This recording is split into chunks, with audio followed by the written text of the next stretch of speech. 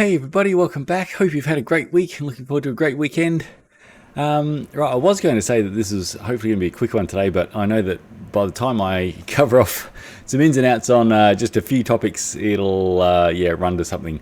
Just going to be going through a bit of a tool launch update, which is pretty cool, and a bit of a chat about Lateral Wear, and then moving into covering off just some of the stuff that sort of came about from last week's correction on the Escape Collective podcast. All right, let's get into it. Alrighty, first bit of low friction news. We have the launch of the Abbey Tools LL chainwear tool. So this tool is, it's pretty awesome. It's a fairly different way of tackling measuring the wear of your chain. The LL actually stands for elongation and lateral wear. So it measures both. And we can sort of have a look at some images there, how it kind of works. So you can see they've got precision drilled holes, and you know that with Abbey Tools it is going to be absolute precision. At this end, we've got a special little thing that sits over the roller and will self-center over the roller, so this is always going to be dead center. And that's important because obviously we have different size rollers these days across different standards of chain. And then depending on what hole the pin lines up with, so we can see there that that is not centered on the 1.0 hole. It is a fair way short of being center, so we know it's not 1% wear. And we can see down here that it's sitting almost very central in 0.25, but not quite, so it would be a little bit under 0.25 wear. So basically you're lining up the pin to the hole, so that's pretty groovy. We can hopefully get the image on screen here, and you can also see they've got a pretty simple way of being able to, with the chain off bike, measure what the lateral wear is, and they have a replacement mark there. Now, lateral wear is a whole thing that we'll have a quick chat about after after this little update. Yes, overall, I really like this, sort of new approach to how they're measuring the elongation wear and having the multiple wear marks on that tool. I think some people are going to really enjoy that because they get the ability to kind of track their chain wear from start through to the recommended replacement mark of 0.5 a bit better. That's something that's really quite difficult with a lot of drop-in checkers, because you kind of figure out how much roller is that catching before at some point it will drop in past that roller, and that's my 0.5% replacement mark. So having the ability to kind of track things to 0.25 and then from there to 0.5, and you do get an easier guide by being able to visually see how close that pin is into the center of that hole. I think it's just a really great new approach to a elongation wear tool. So yeah, pretty stoked with Abbey's work there. Abbey always do awesome stuff, and they step into this little space and do something awesome as well. It's going to be not cheap. I think the pricing on their website in US was $45. So by the time it goes through the Australian importer, Aussie RRP is probably going to be, I'm going to guess, somewhere around the 80 to 100 Australian dollar mark. However, it's going to be a great tool, and you only need to buy an accurate chain wear checker once. You've got it for life. It's not like they wear out unless you're using it in a really weird way. Oh, and lastly, to be able to use it effectively, you will not want to have a really dirty chain. So be that a dirty wet lube chain, or if it's got a whole bunch of wax lube build up across all the plates covering the pins, you're going to have a bit of a tough time, and you're going to need to externally at least clean things up a bit so that you can effectively use the tool. All right, so just while I'm here and on this topic, it would be remiss of me not to, pump out the reminder that, an accurate and easy to use chain wear checker is just your best friend. Obviously, really in conjunction with running a proven top lubricant that suits your cycling as well. To remind that if you run your chain past the recommended 0.5% wear, so not 0.75, not 1, tools that only measure to 0.75 are useless in this modern age. It needs to be 0.5. You will do way more damage to your cassette and to your chain rings running a chain past, say, from 0.5 to 0.6 than you will have done in the entire time it took you to get to 0.5. So you can easily do as much wear damage to your drivetrain running it for, say, 1,000 kilometers from that 0.5 to 0.6 mark as you did for if it took you 5, 6, 7,000 kilometers to get to 0.5. So past that 0.5% mark, the reason why it is set at that mark is that basically that is the tolerance from where the rollers are going to slot neatly into the teeth on your cassette and chain rings. Past that wear mark, they are going to start sliding down the tooth face, and they just simply, if you run it to 0.6, you eat out your cogs and your chainring teeth to suit that new length of the chain. You take it to 0.7, you eat them out to suit that length of the chain. So you have up until that 0.5% mark to basically avoid doing that. So replacing chains by that mark, it is just going to save you a fortune, especially if you are running mid to high tier group sets in just preventing wear to those very expensive components. So remember, your chain is your most consumable part of the drivetrain. That is the part you want to be replacing, erring on early, as opposed to replacing your cassettes and chain rings.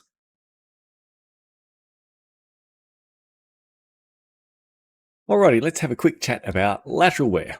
Well, at least let's see how I go with doing that. So the Derailleur chains have needed lateral flex. So a single speed chain, and so most chains for industry, I would not be able to do this. Let's see if that picks it up on camera. It would be still pretty well ramrod straight, even if I was trying to flex it laterally, because they're not designed to have any flex. A lot of systems, the chain is only ever going to be running in a dead straight line, and so any kind of offset is bad. When we have many cogs of a cassette at the back, so the chain is going to need to be able to move up those while still being held in basically a fixed point on whichever chain ring you're running, there obviously needs to be the ability in the chain to flex across those different chain line angles. So there is obviously a desired amount of lateral flex designed into the Derailleur chain. Now, over time, like all of the parts that make up your chain, so especially when you're running the chain on chain line angles a lot, each time you're running the chain on an angle, basically you're putting some degree of your pedaling load into side parts of the chain. So the side of the roller to the side of the inner link plate, and the inner link plate to the outer link plate. And over the millions and tens of millions of articulations under load that occur from your cycling, those parts will wear. And so your chain, after say 5,000 kilometers, 3,000 kilometers, depending on what you're doing, the lateral flexibility of the chain will have increased from when it was new. And if a chain becomes too flexible laterally, it becomes, the general term for it is it becomes sloppy. So, and the symptom of that you get typically is, compromised shifting. It's just because it's got so much lateral flex, it's tough for the derailleurs to be able to move the chain where it wants it to go in a nice, quick, snappy manner. And so you start to, notice that, shifting is just really not snappy like it used to be, sometimes to the point where shifting is really, degraded. And when a new chain is put on, it's like, oh, wow, my shifting is now amazing. And that's just simply because things are back to where they should be. But the reason why, I guess, lateral chain wear doesn't come up, I guess, with as much focus as elongation chain wear, really, I guess, two main reasons. Number one, lateral wear isn't going to eat out your cogs and chainring teeth. It's more flexible, so if anything, it's going to put less load on the side of your teeth and result in less wear. For two, in most cases, because you're still the main part of your pedaling load is going on to, propelling you forwards, it's on the main, I guess, elongation wear parts of your chain, your pin, your inner link plate ball that goes around the pin. There's just a lot more load on those parts. They are typically going to wear to the recommended elongation wear mark. So you should replace your chain then before lateral wear becomes any type of issue. However, it is possible, and I think especially more so with the rise of gravel and bike packing and so on, that lateral wear, because people are running high chain line angle quite often by being in the climbing gears, and they might be loaded up with some bike packing stuff, and they're out in the world of dirt and dust that's getting down between the sides of the roller and the inner link plates and the inner link and outer link plates. It's certainly feasible that more cases are going to be or have been occurring where lateral wear and therefore lateral flex of the chain is getting pretty bad, either before or by about the time that elongation wear is getting towards that recommended replacement mark. I would say we're really very early days on that kind of data tracking and correlation, but it's something that this tool is going to make easier, both for bike shops who want to try to focus on that, and silly, weird, nerdy people like myself who I'll be trying to get over time chains from my friends, and obviously my own, especially mountain bike and cyclocross and gravel chains, and seeing what lateral wear mark I'm getting versus the elongation wear.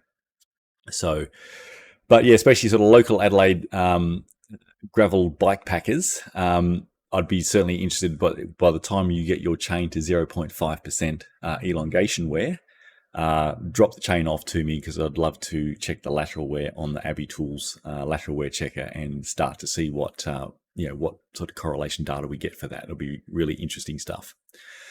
But yeah, certainly, obviously, it's not a disadvantage to have a tool that's doing both. It's a great, excellent step forward to take. So again, awesome work, Abbey.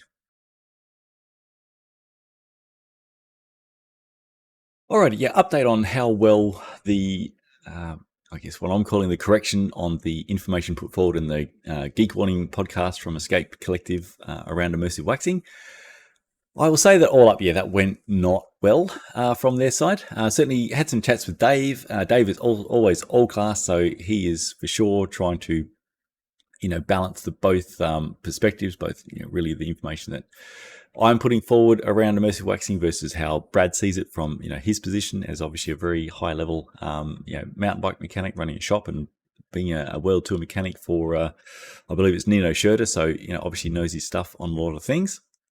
However, we've got still a bit of a disconnect with regards to some of the views, and some of what came back with, especially from sort of Brad, I still have a bit of trouble with, and I just wanted to cover those off whilst I was dealing with the topic. Right, just while I'm here though, I wanted to cover that. I guess I'm fairly self-conscious that I don't want to be coming across or acting in a way that if any media or anyone else says stuff, I guess, in the negative about immersive waxing, that it's sort of seen that I'm just pouncing on it and taking that down. I don't expect everyone out there in cycling land to be parroting what Zero Friction Cycling is saying about immersive waxing. So, I'm conscious of that. But on the other side, there are, can be times where I think that if the information is just objectively incorrect, which I think I proved with regards to how much time it actually takes, and which I think I proved with regards to the actual wear rate benefits of immersive waxing path over other paths, that if be it my favorite publication in the world or media in the world, or media that I've never even heard of, if it's in my view what came across as sort of really mocking that path, and that it doesn't really make much difference for a whole bunch of time and faff, unfortunately I feel like I need to show a different side to that, and then people who have watched it can make up their own minds as to whether or not they believe that the media, or if they put stock in what I'm presenting as counter to that. So there are for sure valid reasons why immersive waxing is not for for everybody. However, if it's a case of somebody furthering incorrect myths and misconceptions, I'm just going to correct it with the information that I have to counter that. And I apologize to whoever that may offend, and hope that one day they will not be offended, because this is what I do in this space is making sure that we've got the best information out there so that people can make the best decision for themselves, be it wet lube, wax strip, immersive waxing, combination of immersive waxing and wax strip, trying to get that best info out so that you can make the call that is right for you. And when that's muddled with some stuff like that, I don't think that helps anybody. To that end, on potentially further offending somebody who's already offended, a couple of bits that were kind of fired back in the follow-up. I just wanted to cover off today because they may appear on I guess a future podcast that's putting forward these particular points. So I'm just sort of looking to get ahead of the curve. All right, let's have a look. All right, just going to read a couple of points that came back. So answer is simple. Lateral chain wear is not improved by waxing. Wear of the shift ramp on the cassette and chain rings are not improved by waxing. Therefore, running your drivetrain for 9,000 miles on a wax chain is pointless because your drivetrain is still worn, just not by the linear wear. All right, so there's a little bit there. And yeah, I hate to be countering something strongly, but to start with the lateral wear not being improved by immersive waxing, why would that not be the case? I mean, if immersive waxing is protecting your chain from elongation wear rather impressively, then it will also be protecting your chain from lateral chain wear just the same. So now, I think his counter to that might be, well, hey, no, dust that gets down between the side of the roller and the inner plate link and inner and outer plate link, it abrades the wax off, and then you get higher wear of those components. It's like, maybe, but that is kind of depending on a person to be not re-waxing when they should. So really, by the time your chain is starting to sound and feel a bit dry and you re-wax it, you're recoating it. So there might be this very small amount of time where, depending on your dust and, how much time you're riding on a high chain line angle and so on, if you've managed to get rid of all the wax on the side of those parts and gone into a place where now those parts are starting to be in a higher friction, higher wear state. But then after the immersive re-wax, it goes back to a place where it is now recoated in a solid, super slippery wax, and there is essentially zero wear until the point where all the wax may be abraded off. Comparing that to other lubricant paths, so non-immersive waxing paths, again, things can start off great, but dust is going to get down the side of those parts just the same as it will with an immersive wax, and it will become, even if it's not abrading that lubricant off, it's becoming part of that lubricant, and that lubricant will become more abrasive. And then your next relube is obviously not resetting that contamination. Some of it's going to get maybe dragged deeper if it's not pressed into a set coating of wax or other lubricant on the side of those parts. But over, say, 3 relubes and the amount of time you're out there riding in the dirt and dust, that lubricant has stepped up from being obviously perfect at the start to X amount abrasive by the time you've done a couple of 100 kilometers and relube the chain, and then X amount more by the next time and X amount more. And it's going to keep on getting more and more abrasive until such time as you decide to do some maintenance to reset the amount of contamination in the lubricant that's running on your chain and get it back to awesome again. If you just keep relubing and don't do any flush cleaning to reset the chain contamination, the lubricant on your chain obviously just gets more and more abrasive. And, it is fairly common for a lot of cyclists to not do awesome flush cleaning maintenance that frequently. So as a like-for-like comparison, in the vast majority of cases, those whom are immersive waxing are going to have extremely lower lateral wear rates than those whom are just relubing their chain and doing their best whenever to do some periodic flush cleaning. There's also, I guess, a point to be made about, lateral wear per kilometers. So you might be making a counterpoint or look to make a counterpoint that say, hey, look, by the time you've done 9,000 miles on your chain and your elongation wear is now just approaching 0.5%, that in proportion to that, I'm seeing a higher than what I would expect to see amount of lateral wear. So, I mean, obviously, I would contest that based on what I've run through before and how immersive waxing is going to protect that from occurring. But Two, you'd have to still then compare lateral wear versus miles in an absolute term. So what would the drip lube version be after 9,000 miles? Because by that point, they might be on their, say, third or fourth chain. Had they just kept that on one chain, where would the lateral wear be by that point? And how is it in proportion to the elongation? It will be worse. Now, with regards to the wear of the shift ramps, that is something I've never, ever had this point raised to me in all this time. And essentially what that point came across to me, whereas like it's really pointless to run have a great elongation wear life of your chain thanks to immersive waxing, because your shift ramps on your cassette and chain rings will be worn out anyway.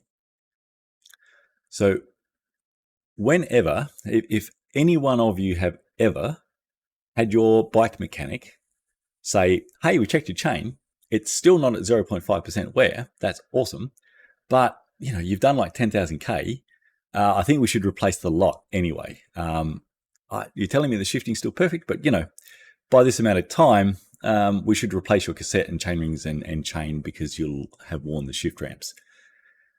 I mean, when has that ever happened? When has it ever been seen as pointless getting awesome elongation wear to 0.5 for your chain, because the shift ramps will be worn on your cassette and chain rings, and you should just go ahead and spend the big bucks to change those out.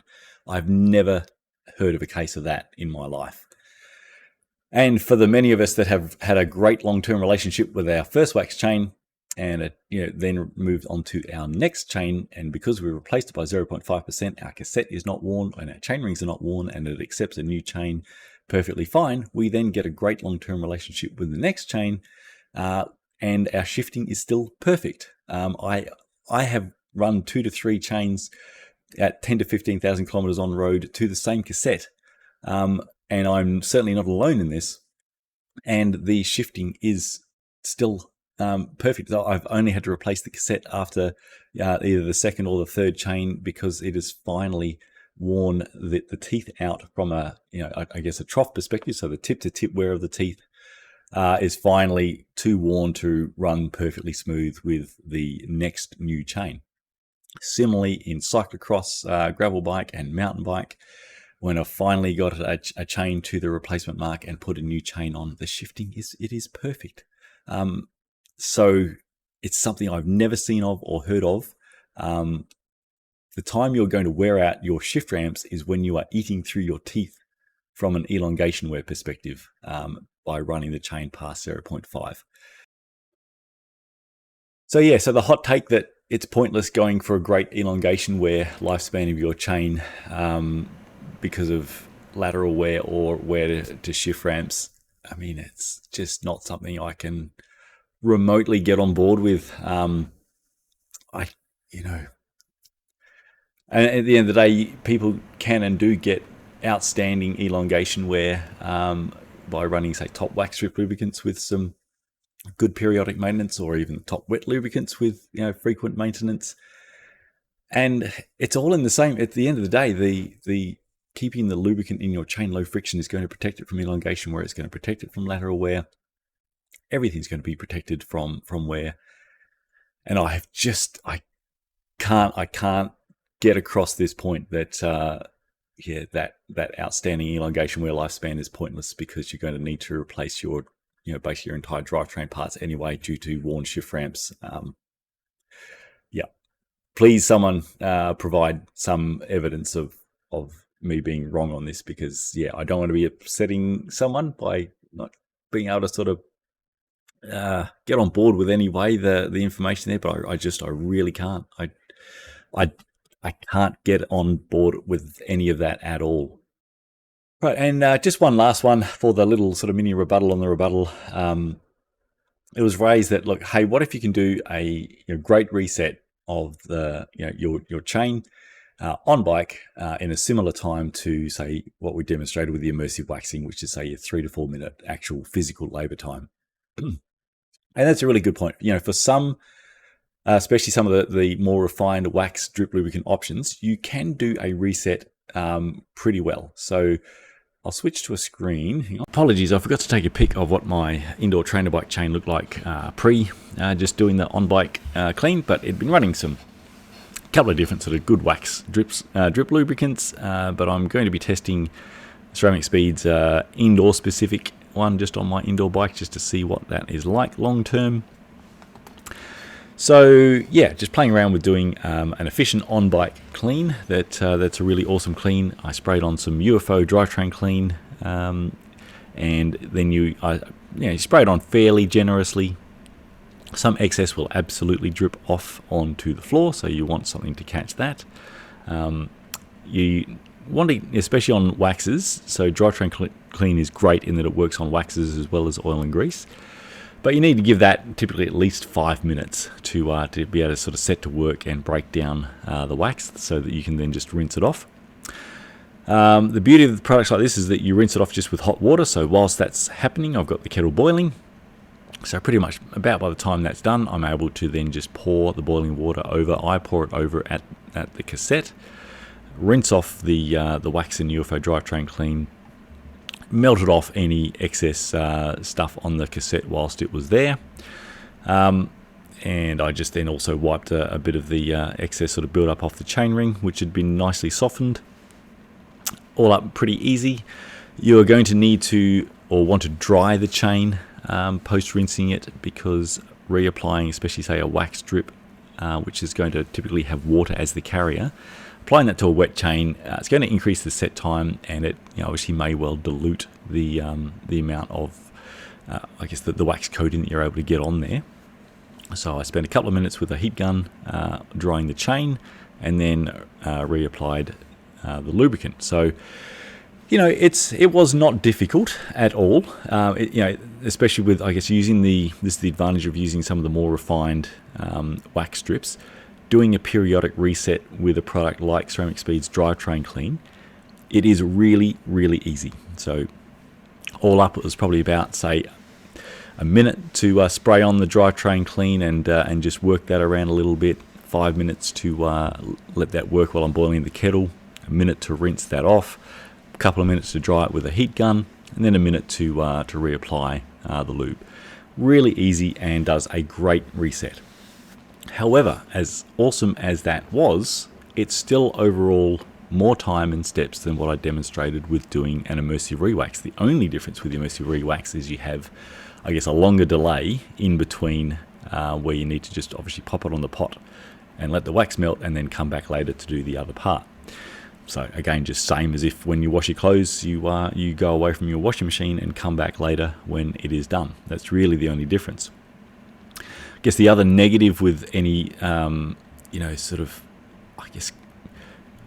cleaning like this, you're going to have stuff to have to dispose. So at the end of the day, I had a large barbecue tray underneath to catch the excess drivetrain clean, and obviously when I'm rinsing that off with the hot water, that has to go somewhere. So if you're doing this often, whilst from a time perspective, it's really great and you get a great outcome. There are other parts to it that can increase the FAF level, and I guess the main point of all this is that just reiterating that immersive waxing is not more faffy and time consuming than other chain maintenance paths, which it is just too often made out to be. You can have a great path with this, but depending on what lubricant you're using and what you need to clean, how difficult it is can vary quite a bit. So for me, this was one of the definitely very easy on-bike clean because I'm using the refined wax strips, and I have the Ceramic Speed drivetrain clean on hand, which does a great job. If you're cleaning off a wet lube, it's a lot of solvent and it's a whole bunch of mess, and it's a lot of wiping trying to clean the cassette as well. Other wax lubricants can be a really, really tough clean. Yeah, and so I think I've spoken before about products say like Smooth, which is a great product, but it is a really tough clean, especially if you do let it build up a bit, which is part of why they brought out Smooth Prep, which is just wow, that is really something. I think that's damn near molecular acid. I think they distill it from the aliens, universe. And yeah, if ever there was to be a field hospital for the aliens in their battles against the predators, they'd probably just have shelves of smooth prep ready to do blood transfusions back into them. It's it's really something, and it's it's really expensive. It's like $25 to $30 for a 250 ml bottle. So again, it's an interesting comparison versus the time and faff and so on of immersive waxing. There are a lot of times where doing any type of maintenance on bike or off bike for other lubricant products, it is going to be more steps, more cost, more faff for sure, and obviously more time. All right, let me attempt to wrap all this up. So yeah, apologies to media. I don't want to be seen as just, if any media anywhere says anything negative about immersive waxing, I'm just going to jump on it and do a big correction and takedown. However, if I guess the information being pumped out, is the stereotypical immersive waxing is this massive time and faff for really not that much benefit, then yes, on this last one, I guess I took the time to go fairly strong on that to prove both of those, quite objectively to be false. I demonstrated how little time and faff it really is, and I showed the data behind the great, wear rates in comparison to the other options. And it's quite stark. I guess the new to me since that of having great elongation wear life doesn't really matter due to lateral wear. I don't get it. Your lateral wear is not going to be out of whack with your elongation wear and cause you an issue. And the other point with regards to it doesn't matter because your shift ramps on your cassette and chain rings are still going to be buggered or worn such that you should replace those parts anyway.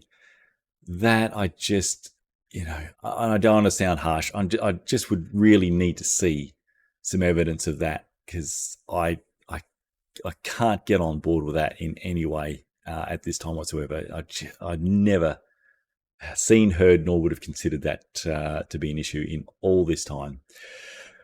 So, yeah, that's probably going to make somebody even more want to punch me in the face, but that's okay. I'd love to get your guys' thoughts on it, and let me know if you've ever actually had that issue. Help back the other side up. Aside from that, there are other obviously great options. You don't need to stress in any way, shape, or form, or feel like you're, not doing a right thing by not immersive waxing. There are other great options. And if you are on, say, a top wax strip lubricant, quite often your periodic maintenance doesn't need to be that frequent because they are pretty contamination resistant, and the periodic maintenance can be pretty easy to do. But there's a fair bit of variance out there. Like, it is still not less faff and time than doing an immersive re-wax, and some of them can be quite a bit more work and cost and faff versus immersive waxing. The counter to that is that, hey, yeah, if I'm immersive waxing, I've got to sort of do that little bit of faff every time I want to relube my chain. So that's a great point to raise. The counter to that, to a degree, is that obviously if you're going the periodic maintenance path, in between that periodic maintenance, your comparative, friction and wear versus the immersive waxing path is going to sort of get worse and worse and worse until you actually conduct that periodic maintenance and reset things that are in there. How long that takes and how big that gap gets depends on a lot of stuff. Dry road conditions on a top drip lubricant, it's going to take a while for that to become a worry. Out in the world of dirt and dust, that gap's going to grow quite quickly. So hence why the other, really awesome path for a lot of people these days is that combo approach where immersive wax, use a top wax drip lube that is compatible with immersive waxing, such as UFO drip, Silka Super Secret, and True Tension Tungsten or Weather. There are probably others. We haven't got to assess everything yet. Using those for, say, the next 5 relubes and then do an immersive re-wax to reset the contamination. How awesome a path is that, as opposed to having to do some type of solvent clean, as I sort of just ran through today. So, that path really is a great option for many because you're getting, almost all the great benefits of immersive waxing, all the time. But you're taking the pressure off having to do an immersive re-wax each time you need to relube the chain. So there's a reason why that path has just really I guess the growth in popularity of that way in the last couple of years has been quite marked, for just obvious basic logic reasons. And nobody still yet is having issues with lateral wear or worn shift ramps. Right, just while I'm here, final bit is, look, there are other incidental benefits for popping your chain off. So this is something that I guess it's easy for immersive waxers to get these benefits because they're taking the chain off regularly. So every time you take your chain off, just you spin the crank with your finger and you check that the bearings are feeling silky smooth. Spin the jockey wheels, make sure they are turning free and light and smooth. Also, free hub bearings, out of your rear wheel, free hub bearings would, most often be the ones that start to go before the main bearings in the hub. Free hub bearings just are often smaller, and just the way the load goes into them from your pedaling, it can sort of just tend to have them, not have the same lifespan as your main hub bearings. So you spin the wheel, hold the axle, and so with the wheel and the cassette turning, which means the free hub bearings will be turning over the axle, again, you can fairly easily feel if things are silky smooth or are they rough. And if you can feel some roughness and vibration through the rear axle, just put your finger on the cassette, so stop the cassette from turning. So especially if it now goes to feeling silky smooth, even though you'll have the ratchet going at the time, you can still often detect if it's finger off the cassette, things feel rough, finger on the cassette, apart from the ratchet, things feel really smooth. Usually that's the big hint that your free hub bearings aren't going great and should get some attention. Now, the great thing about giving bearings attention early is that if you do catch it early, you can often save needing to replace them. So if you can get them, if you have the skills yourself to flush clean out and re-grease your bearings and if you've had to take them out, reinstall them, that is awesome. Otherwise, it can be something where you go, that's not going great. Let me get an appointment with my local bike store to focus on, my bottom bracket feels rough, or, I've got a pulley that's really feeling crap, or things are rough when my free hub's turning over the axle. All that stuff is, again, pretty easily detected, especially again, with practice. If you're doing this frequently, so every time you take your chain off, it's a 20-second check. How's my crank? Is it silky smooth? Are my pulleys light and smooth? How's my free hub? With just doing that frequently, you get to know when it changes. It's like, it feels different. It feels dry. It feels a bit rough and notchy. And it used to be silky smooth. So get it some attention. And most times you get onto that early, you save yourself having to buy new bearings, which, depending on the cost of the bearings, could save you quite a bit of money. So, if you're not immersive waxing, then this is where sometimes taking the chain off bike for a full container flush clean to reset the contamination in your chain. It's a great, opportunity to do that periodically so that you can also do a quick bearing check. It would be the generally less recommended path to just have your chain on the bike for the lifespan of the chain and just hope that during all that time, especially if it's a decent period because you're running a good lube with some good on-bike maintenance, that everything's been fine with your bearings, because bearing seals wear out, or they wear down, and they don't seal like when they were new. A lot of really fast bearings have no contact seals anyway and are really relying on the grease fill level behind the seal to keep stuff out. Grease fill levels will wear down over time, so that protection behind the seal lip will be compromised. It is not the same after 5,000 kilometers as when it's new. And so especially if you've seen some wet conditions, be this road or off-road, any amount of sort of water pressure can then get past that seal if it's no longer sealing like it used to be and you don't have the grease fill level protection behind it. So it can be sometimes you do a whole bunch of wet riding and you check and everything is, absolutely still silky perfect. Awesome. 2,000 kilometers later, same sort of, have a wet ride or two. It can be a really big difference. Any of us, so I do cyclocross and obviously gravel and mountain bike.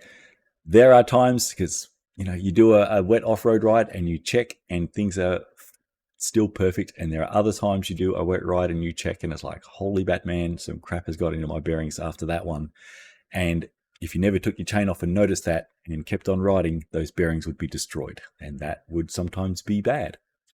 So things like that, it is great to just be in the habit, whether you're immersive waxing or not, to periodically be taking the chain off to do some maintenance and do those checks. But if you are immersive waxing, you're able to do that 20-second check every time your chain is off.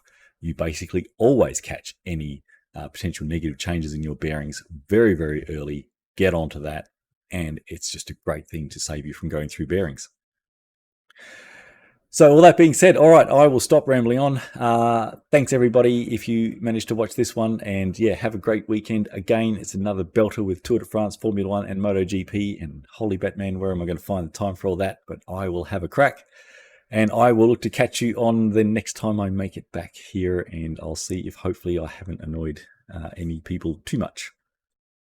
Here we go. Have a great one.